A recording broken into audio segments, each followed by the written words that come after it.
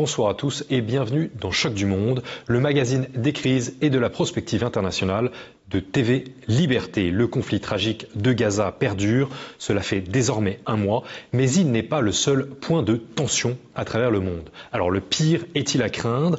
La situation mondiale peut-elle déraper? Pour répondre à cela, nous recevons le géopolitologue Alexandre Delval, qui vient de publier avec Jacques Sopelsa l'essai Vers un choc global aux éditions L'Artilleur. Alexandre Delval, bonsoir. Bonsoir. Et merci d'avoir répondu présent à l'appel de Choc du Monde. Votre essai fait presque 800 pages avec les annexes. Il a l'ambition de l'exhaustivité. Il traite de l'Ukraine, de la Chine, des défis énergétiques et j'en passe. Votre venue tombe à point nommé, Alexandre Delval, parce que lorsque l'on observe les crises une à une, à travers le monde, on a le sentiment que tout est lié d'une certaine manière. Chaque crise, chaque tragédie particulière semble avoir une portée globale.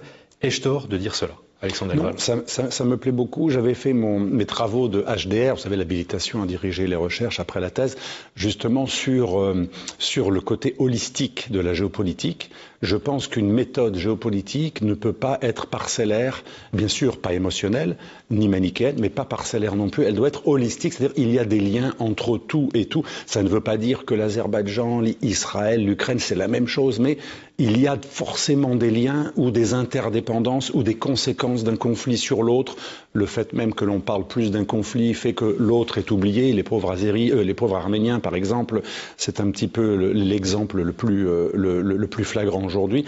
Donc la méthode holistique, elle est très importante. Et pour conclure là-dessus, j'ai montré dans mes différents travaux qu'une méthode géopolitique qui n'est pas holistique, elle va oublier un élément, par exemple l'élément identitaire, l'élément civilisationnel, culturel, religieux. Que vous évoquez dans votre essai. Absolument, c'est l'une des thèses de cet essai. Quand l'Occident n'est plus l'Occident chrétien, judéo-chrétien ou gréco, celle, tout ce que vous voulez, quand l'Occident devient juste Macword, le consumérisme, eh bien, il choisit ses alliés par rapport à de l'économie, des raisons financières, énergétiques, mais il oublie la dimension, qu'on le veuille ou non, qui existe, même si on est mondialiste, même si on a le droit d'être contre l'identité. Certains ont dit que l'identité était dangereuse, mais le fait d'oublier le facteur identitaire est une grave vulnérabilité. La preuve, regardez en Europe, nous avons importé en Europe des millions de personnes que l'on aurait peut-être pu intégrer avec un patriotisme assimilateur, mais qu'on a laissé dans les mains d'islamistes qui ont importé du reste du monde des valeurs totalement hostiles aux nôtres, et on a aujourd'hui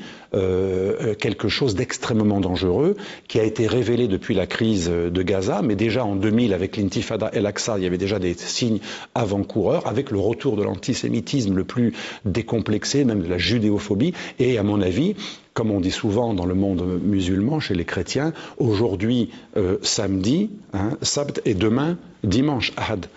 On s'occupe de gens qui prient le samedi aujourd'hui, on s'occupera des gens qui prient le dimanche demain. Et donc ça montre bien que quand vous oubliez un facteur, quand vous n'êtes pas holistique, que vous oubliez des paramètres, eh bien ça peut être une extrême vulnérabilité, voire ça peut être suicidaire à long terme. Donc le paradoxe, le point identitaire, je comprends bien. Avec Gaza, que vous évoquez à demi-mot, nous assistons à un conflit local, encore une fois, mais aux implications potentiellement terrifiantes. Alors, je vous pose la question, Alexandre Delval, que vous posez en couverture de votre essai et auquel vous répondez. Allons-nous vers un choc global, du fait, entre autres, de la riposte israélienne, de la présence américaine, du Hezbollah, de l'Iran, etc. On va forcément vers un choc global, qui n'est pas forcément une troisième guerre mondiale nucléaire, faut pas non plus exagérer, il y a beaucoup de pare-feu. Les hommes politiques aiment la vie terrestre quand même, ils n'ont pas envie de finir tous dans l'apocalypse. Il y a très peu de candidats djihadistes qui aiment plus la mort que la vie, donc soyons raisonnables. Mais même si c'est pas une guerre totale apocalyptique, on va forcément vers un choc, puisque comme l'a montré Pareto, Vilfredo Pareto, économiste et sociologue et politologue, quand il n'y a pas de circulation des élites au niveau des entreprises, des États, mais au niveau mondial aussi, quand c'est toujours les mêmes qui veulent garder le gâteau sans donner une part du gâteau aux autres, un moment, soit il y a une circulation des élites volontaires, négociée, où on partage le gâteau, par exemple l'ONU, on ferait entrer l'Inde dans le Conseil permanent de sécurité, ou le Brésil, soit il n'y a aucun partage et on reste avec nos positions depuis 1945, l'ordre établi par les vainqueurs de l'Axe, ceux qui avaient vaincu l'Axe, et à un moment, ce Sud global, qui n'est en fait pas un Sud global, qui est un Sud très hétérogène, mais avec des pays du Sud aujourd'hui devenus plus riches que leurs anciens colonisateurs. Regardez l'Inde, plus riche que l'Angleterre, ils ont dépassé le PIB de l'Angleterre. Le monde a énormément changé, avec des anciens pauvres qui peuvent racheter les pays riches. Regardez un autre exemple, le Portugal aujourd'hui peut être racheté par le Brésil 10 fois.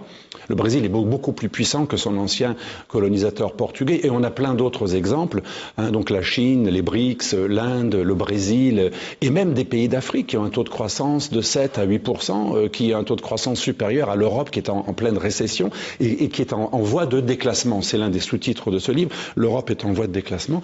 Donc on le voit bien, elle est en voie de déclassement. L'homme blanc se réduit démographiquement, comme l'avait annoncé Huntington, mais il y a toujours ce gâteau qui est monopolisé par les vainqueurs de la Seconde Guerre mondiale, qui ne veulent rien changer, et surtout les Occidentaux qui sont passés d'un Occident que j'appelle identitaire à un Occident monde, l'Occident globalisé. Et c'est pas péjoratif, c'est un Occident qui ne se voit que comme cosmopolitique, universel, Macworld, et encore une fois, c'est pas un jugement de valeur, c'est un projet que certains philosophes ont développé avec brio, mais ce projet, il se trouve que il est refusé par le reste du monde comme extrêmement dangereux.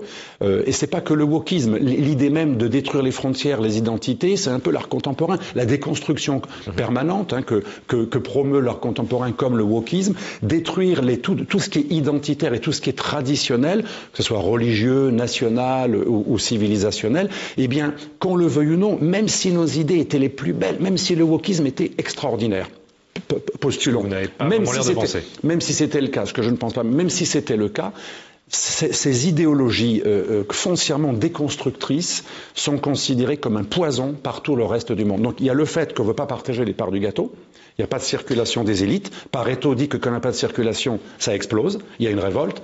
Et deuxièmement, nos valeurs qu'on n'arrive même pas à imposer dans nos quartiers, où les femmes maintenant voient leur situation régresser, non pas à cause du mâle blanc de 50 ans. Aujourd'hui, il y a des femmes qui ont peur d'être habillées les cuisses un petit peu à l'air, parce qu'elles savent qu'elles vont être, dans le meilleur des cas, on va s'adresser à elles de manière assez vulgaire, et dans le pire des cas, elles peuvent être violées. En tout cas, elles ont peur, ou elles le pensent, qu'elles peuvent être violées. Il y a beaucoup de quartiers où il y a une régression de la situation des femmes, mais par contre on veut importer ces valeurs wokistes au reste du monde qui n'en veut pas. Donc il y a un énorme paradoxe et ça montre un signe d'une pathologie collective de l'Occident. Alors ce que vous nous dites, c'est que la désoccidentalisation, qui est réclamée quand même peut-être par 75, si ce n'est 80% de la population mondiale, est fondée sur une revendication profondément légitime. Je pense qu'elle est en grande partie légitime. Il y a quelque chose d'ingrat de temps en temps ou de complotiste ou de bouc émissariste, c'est-à-dire quand dans les pays d'Afrique tout est la faute du français. Moi, je leur souhaite du courage. Je ne sais pas si les Russes vont remplacer les Français au niveau économique, au niveau ils n'ont pas les moyens. Ils sont plutôt dans une logique extrêmement pragmatique. Mais pour l'instant, en tout cas, il faut écouter ce que dit le reste du monde. Parfois, c'est très légitime. Il est vrai que les valeurs de l'Occident peuvent être totalement déconstructrices et mettre en danger ceux qui ont des valeurs fondamentales fondées sur une religion, sur une vision nationale, comme la Chine, par exemple, ou l'islam, la religion. Donc, on a un choc global. Et d'ailleurs, Huntington l'avait bien montré. La Chine déteste l'Occident par anti-universalisme, parce que la Chine, c'est l'anti-universalisme par excellence, c'est la Chine et le reste du monde. On s'en fiche de la façon dont ils mangent ou ils prient. L'important, c'est que la Chine ait un intérêt et elle va avoir des comptoirs, mais elle ne cherche pas du tout à répandre ce modèle. Alors, et l'autre civilisation qui déteste l'universalisme occidental, c'est pas pour la même raison, c'est par ultra-universalisme. Parce que l'islam, la religion d'islam, est un universalisme concurrent de l'universalisme occidental. Donc c'est pour deux raisons extrêmement différentes que le bloc chinois, confucéen, comme dit et le bloc islamique déteste les valeurs de l'Occident. Donc on n'est pas prêt à tout cela. Je ne dis pas que c'est dramatique, que c'est suicidaire ou que c'est apocalyptique, mais il faut que l'occidental s'habitue à un monde qui change, s'adapte et soit un peu moins arrogant. Encore une fois, c'est ce que disait Huntington en 96 et même en 93 dans son premier article dans Foreign Affairs. Il disait non pas que l'homme blanc devait humilier les autres, ce qu'on a très mal traduit, ce qui a été dit sur lui est faux. Il critique l'arrogance de de l'Occident, et il dit que l'Occident doit s'occuper de ses prébendes, de ses intérêts, de ses valeurs chez lui, et ne pas chercher à imposer son modèle de manière arrogante au reste du monde. Il était prémonitoire en 1996, beaucoup plus prémonitoire que celui que l'on a adoré, qui était très bien vu des médias mainstream, monsieur Fukuyama. Bizarrement, celui qui a eu tort, Fukuyama, est bien vu, et celui qui a eu raison sur pratiquement tout, j'ai encore relu récemment Huntington, je n'arrive pas à voir un seul chapitre où il s'est trompé. Même sur l'Ukraine, il avait parlé de l'Ukraine fracturée civilisationnellement, une zone de contact entre deux civilisations qui allait forcément à un moment rentrer en guerre. Il parlait de l'ex-Yougoslavie, il parlait aussi des problèmes de l'immigration islamique non intégrée, parce qu'il y a une bonne immigration, mais quand on n'intègre pas, c'est encore plus dangereux. Tout ça, il l'avait prévu, y compris les irrédentismes catalans, les séparatismes kurdes en Turquie. Il avait absolument tout prévu, mais il est diabolisé parce que l'être humain préfère les gens qui ont tort et qui annoncent des belles idées à ceux qui sont un peu plus pessimistes et qui ont raison. Rappelez-vous Sartre et tout le Paris Saint-Germain, boulevard Saint-Germain, qui disait qu'il valait mieux avoir tort avec Sartre que raison avec Raymond Aron. Ça n'a pas changé depuis. Alors vous évoquiez à l'instant l'Ukraine. Volodymyr Zelensky a justement été adoubé par les puissances occidentales depuis 2 ans, mais il semble depuis quelques mois un grand perdant, ou en tout cas un perdant en devenir. Je cite, « Il est évident que la guerre au Proche-Orient détourne l'attention », a-t-il donc admis il y a quelques jours, le 4 novembre. Maintenant, l'aide américaine est subdivisée entre celle à Israël et celle à l'Ukraine. Et à contrario, Vladimir Poutine semble avoir le vent en poupe, lui qui est en bon terme avec les pays arabes, avec Israël, même si cela se discute depuis au moins un mois.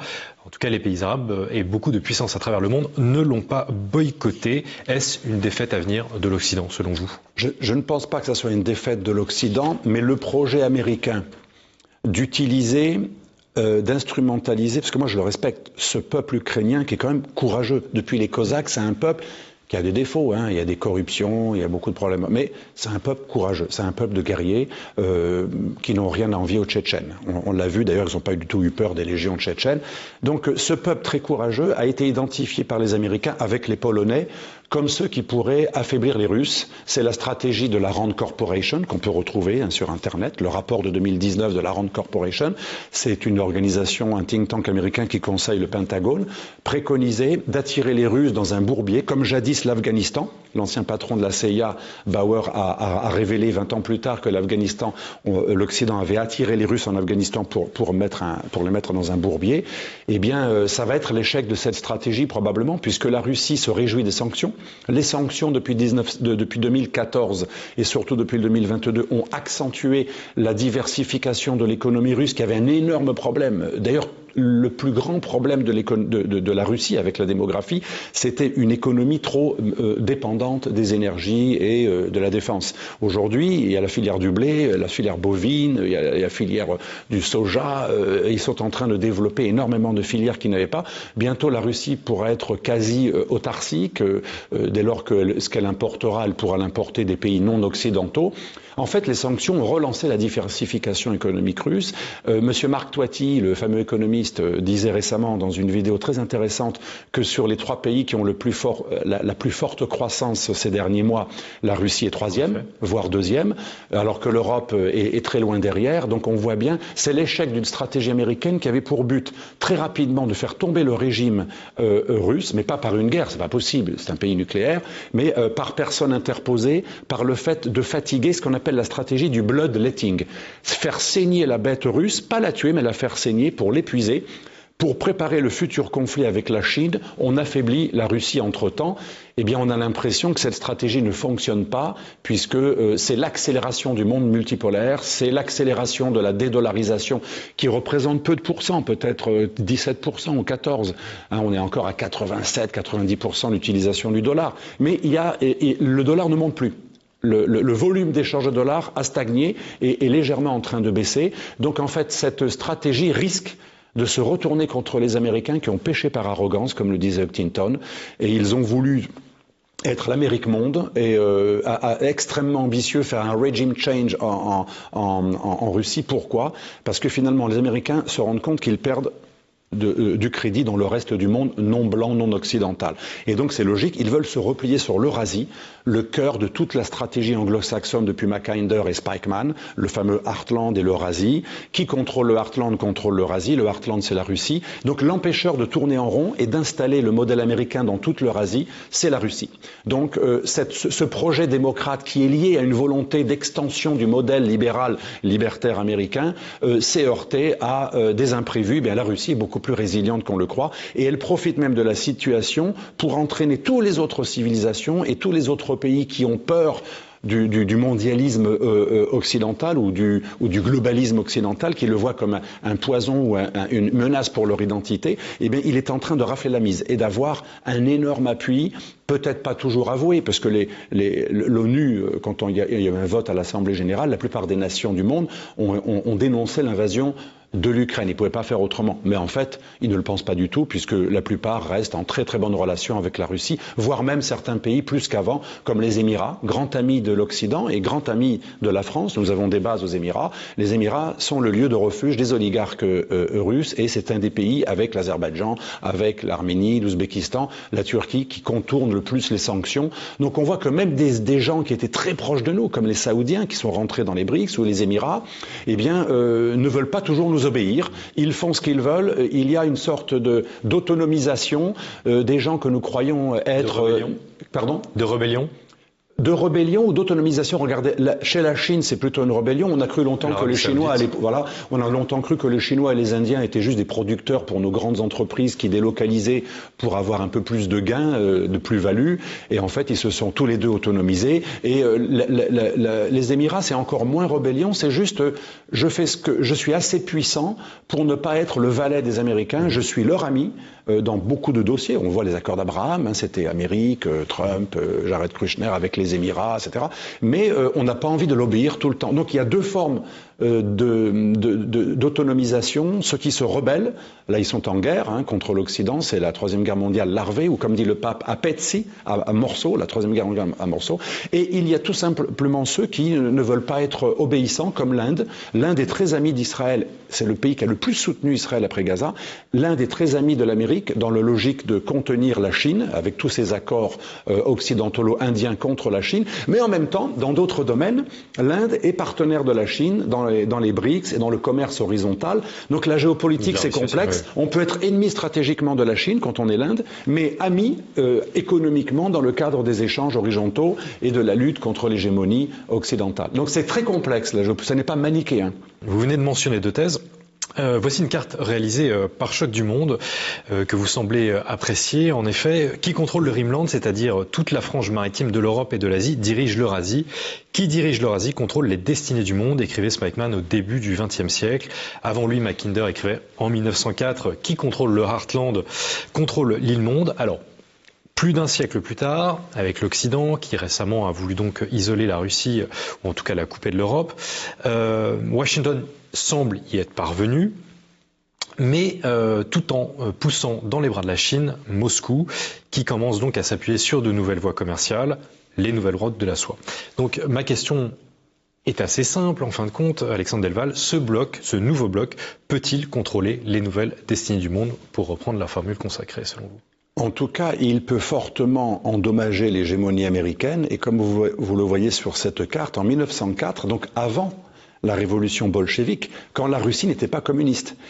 La pensée de Mackinder, reprise par tous les stratèges américains, dont Spikeman, qui a créé l'idée de Rimland, la pensée de Mackinder en 1904, c'était d'endiguer la Russie, non pas parce qu'elle était communiste, mais parce qu'elle était russe, parce qu'elle était tsariste, orthodoxe, parce qu'elle était le plus grand morceau de l'Eurasie, elle avait les énergies, et Mackinder pensait qu'une configuration dangereuse serait l'alliance avec l'Allemagne. Si le Heartland s'élargit à l'Allemagne, c'en est fini de la domination américaine sur le continent. Donc Spikeman reprend cette idée de croissant marginal intérieur qu'il appelle le Rimland pour endiguer la Russie du Heartland. Mais depuis cette carte, les choses ont évolué. Pendant la guerre froide, Kissinger et Nixon ont eu l'intelligence de dresser la Chine communiste contre son ancien ami, la Russie communiste, enfin l'URSS.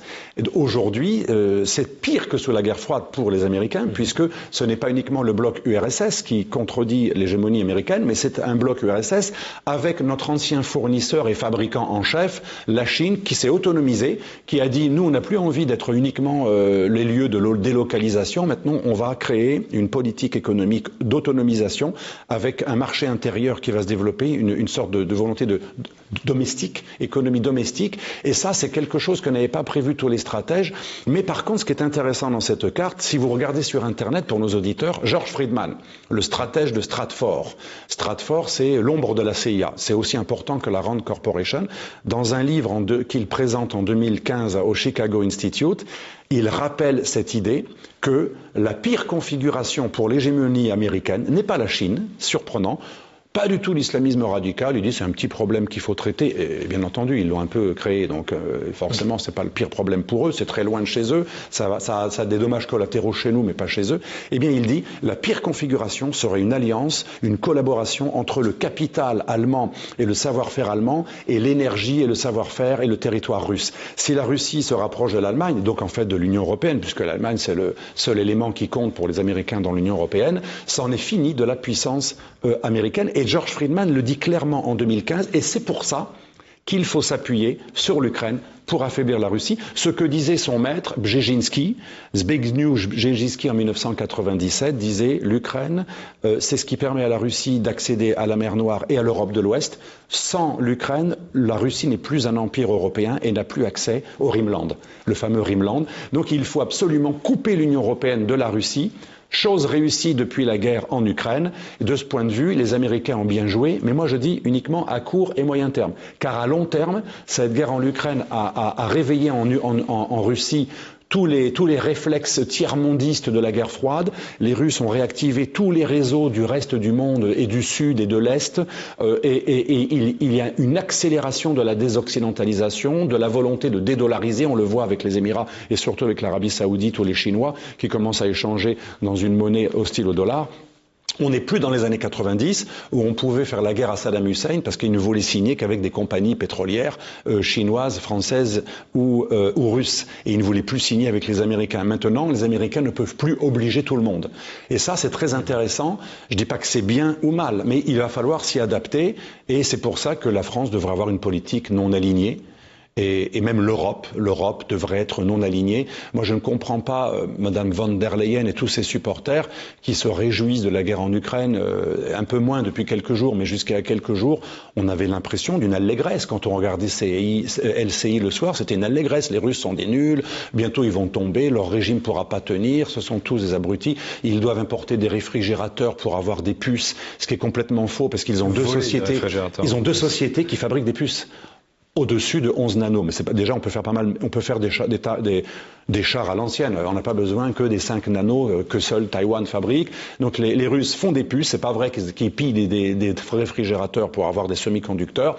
Mais on entend toute une série de choses qui sont fausses. On se fait plaisir parce que l'Occident n'arrive pas à penser le monde tel qu'il est. Il pense le monde tel qu'il voudrait qu'il soit. Vous disiez que l'Occident n'a pas tiré les leçons des dernières années. Alors, le 20 octobre, Joe Biden a reconnu que l'ordre qui avait été créé au lendemain de la Seconde Guerre mondiale par les États-Unis, qui selon lui avait bien marché, mais s'était en quelque sorte essoufflé, il a ajouté « c'est le moment où les choses changent, il va y avoir un nouvel ordre mondial et nous devons le diriger », a-t-il donc ajouté devant des chefs d'entreprise d'ailleurs, soit dit en passant. L'Amérique sera-t-elle encore, selon vous, Alexandre Delval, en mesure de le faire ? Je pense que l'Amérique est très résiliente, contrairement à l'Europe, qui, à mon avis, est dans la pire situation, parce qu'elle est en zone d'apesanteur géopolitique. C'est ce que je dis dans le livre sur le chapitre Europe. Hélas, dans le chapitre Europe, on a été un peu moqueur. On a parlé de Bisounours-Land, mais surtout d'Ojni, objet géopolitique non identifié. L'Europe est en apesanteur géopolitique, tandis que l'Amérique a quand même une véritable élite, même si l'Amérique est travaillée avec une montée du wokisme, du Black Lives Matter, avec des problèmes internes énormes.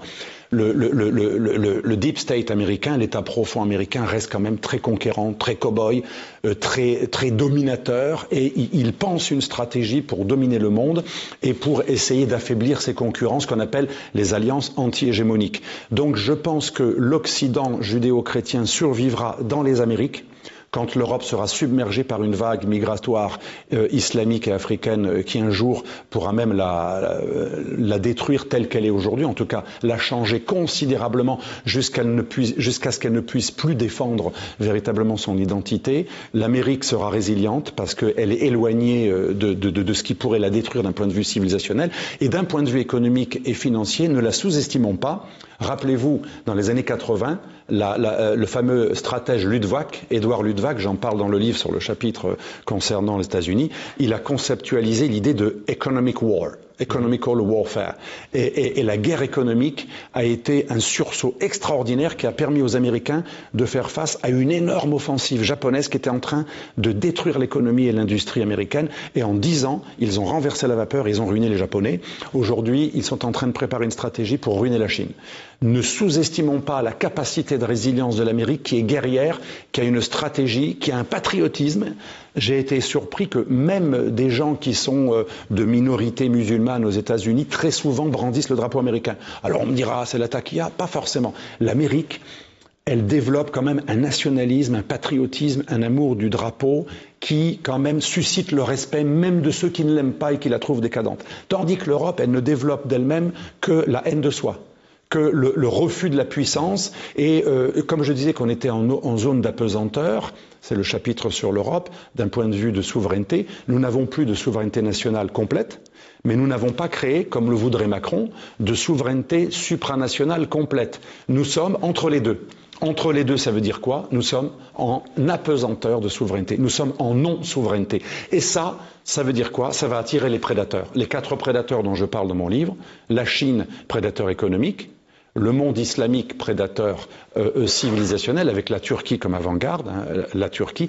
Les États-Unis, un prédateur extrêmement dangereux d'un point de vue économique, qui nous fait une guerre économique. On l'a vu avec le gaz. Le gaz russe n'est pas interdit, il faut le savoir pour nos auditeurs. Le gaz russe spot, que l'on achète donc par bateau, n'est pas du tout interdit, parce que ce qui a été interdit par les Américains, c'est le gaz par gazoduc qui était moins cher. Donc le gaz de schiste, du coup, devient rentable, parce qu'on n'importe que du gaz spot par bateau, et donc c'est une véritable guerre économique. Et le 4e prédateur, tout de même, c'est quand même la Russie, qui reste un prédateur. Donc on a des éléments prédateurs qui ont une logique impériale. Et l'Europe, c'est un petit peu le joyau, c'est Byzance, avec beaucoup de prospérité, de beauté, des belles terrasses, des beaux monuments. C'est le joyau qui attire tous les prédateurs affamés et qui méprisent cette Europe qui délivre d'elle-même un message d'impuissance volontaire, comme l'avait dit Védrine. La France et l'Europe soumises aux prédateurs, eh bien, ce sera le mot de la fin. Alexandre Delval, merci beaucoup d'avoir répondu présent à l'appel de Choc du Monde. Je rappelle que vous venez de publier l'essai Vers un choc global avec Jacques Sobelsa aux éditions L'Artilleur. Merci à tous d'avoir suivi ce nouveau numéro de Choc du Monde. Surtout, n'oubliez pas de commenter et de partager cette émission. Bonsoir à tous et merci encore.